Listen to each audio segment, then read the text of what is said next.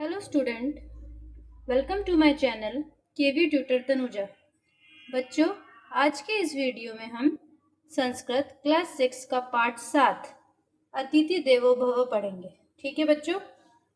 बच्चों, अतिथि देवो भव का मतलब होता है कि अतिथि मेहमान जो होते हैं भगवान के समान होते हैं। इस पूरे पार्ट में आपको इसी के बारे में बताया गया है। ठीक है, तो हम पढ़ना स्टार्ट करते हैं। पहले मैं ये संस्कृत का पूरा पैराग्राफ पढ़ूंगी, उसके बाद आपको इसका अर्थ समझाऊंगी। ठीक है बच्चों। भारतीय संस्कृतो अतिथीनां नित्रां महत्व अस्ति। बच्चों, जो ये बिंदी है उसको वो म की साउंड आती है, उसको म की तरह पढ़ा जाता है। ठीक है। अतिथि देवो भव इति उपनिषदः वचनम् अस्ति। अस्माकं देशे न केवलं मनुष्यः अपितु अन्य प्राणिनः अपि अतिथि भावेन पूज्यन्ते। अतिथि सेवा पंच महायज्ञेषु अंतर्भवितः। अतिथि देवो भव इति वचनेन अतिथि सेवायाः भावः सर्वेषु जागृतः भवति। तादृश कश्चन प्रसंग अत्र पाठे दर्शित है। प्रस्तुत पाठ में आपको अतिथि देवो भव के बारे में बताया गया है। अतिथि देवता के समान समझो। भारतीय संस्कृति में अतिथि के महत्व को इंगित करने वाला सूत्र है। कौन सा सूत्र है? अतिथि देवो भव। यह भारतीय संस्कृति में अतिथि के महत्व को इंगित करता है। यह अवधारणा है कि यह नमस्ते अर्थात मैं आपके सामने नतमस्तक हूँ से भी ऊपर माना जाता है। ठीक है। यह तैत्रीय देवता यह तैत्रीय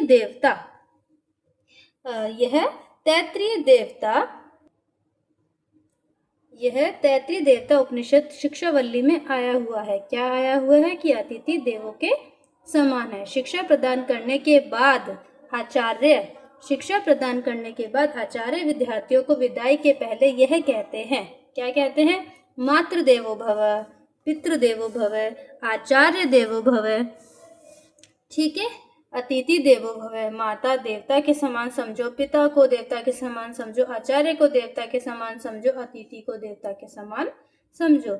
हमारे देश में, ठीक है बच्चों, हमारे देश में न केवल मनुष्य को, अस्माक देशे न केवल मनुष्य, हमारे देश में न केवल मनुष्य को बल्कि अन्य प्राणियों को भी अतिथि की भावना से पूजा जाता है। अतिथि की सेवा 5 महायज्ञों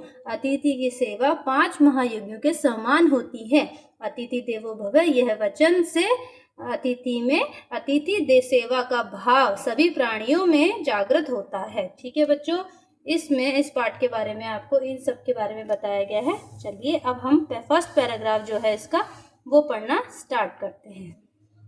राधिका एषु दिनेषु कुर्तमाना एव चलती। राधिका एक लड़की का नाम है। एषु मतलब होता है इन, दिनेषु दिन, कुर्दमाना मतलब कूद कर, एव ही, ए मतलब होता है ही, चलती है।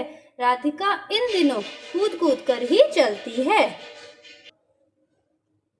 यत गृहे नूतनः अतिथि सन्ति। यत मतलब होता है क्योंकि, यत मतलब क्योंकि, गृहे घर, नूतना नए, अतिथि हैं क्योंकि घर में नए अतिथि हैं। ठीक है। ते च विशिष्टः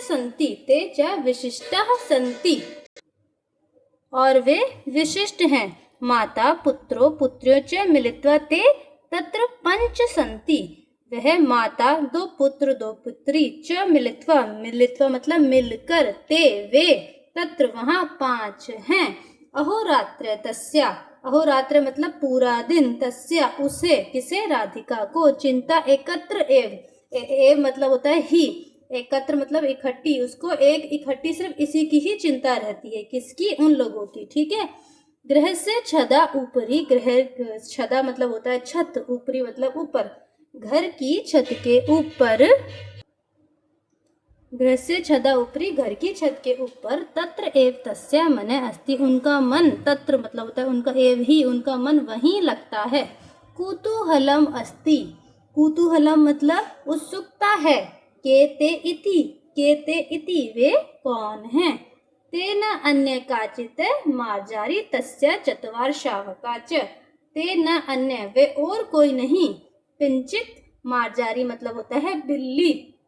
तस्या उनके, चत्वार मतलब होता है 4, शावकः बच्चे, शावकः मतलब होता है बच्चे, वे और कोई नहीं किंचित उनके किंचित बिल्ली और उनके 4 बच्चे हैं। आम, हाँ, ते ए विशिष्ट अतिथि, हाँ वे ही विशिष्ट अतिथि हैं, उनके बारे में ही बताया जा रहा है। किनके बारे में? बिल्ली और उनके 4 बच्चे। सा तु तेषा नामानि अपि चिंतवती, सातु उसने तो, किसने? राधिका ने तो, तेषा उनके, तेषाम उनके, नामानी नाम, अपि भी, अपि मतलब होता है भी, चिंतवती सोच लिए हैं, तासु उसने तो उनके नाम भी सोच लिए हैं। तन्वी, मृदी, शबर, भीम च इति। तन्वी आकृत्या सुंदर है, मृद्वी स्पर्शन अतीव कोमला। तन्वी आकृति में सुंदर है, मृद्वी स्पर्शन अतीव कोमल। जो मृद्वी है वो स्पर्श में अति कोमल है। शबल है, चित्रवर्ण है।